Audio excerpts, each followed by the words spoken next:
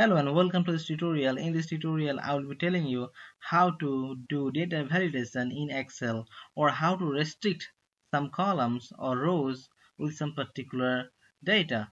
Like in this example, I can show you that I have already applied this data validation. Like if I type 40, it's going to accept in the cell, but if I write 120, error, like because I have already applied this rule that only numbers between 30 and 100 allowed. So let me show you how I have done that.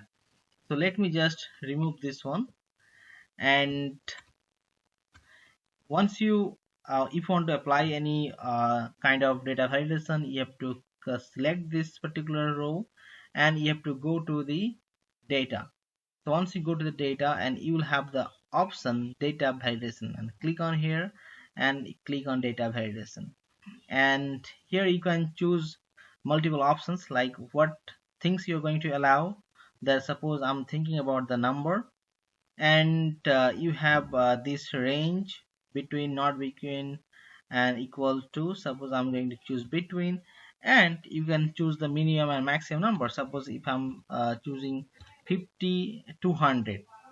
And also you can select this alert, so you can write anything, right? Like alert important, and only number between 50 and 100. Just click on OK. So you can see this message has been generated for every cell, and if you're going to write 60, it is going to accept, and if you're going to write so 40, it is not going to accept, because due to this data validation rule.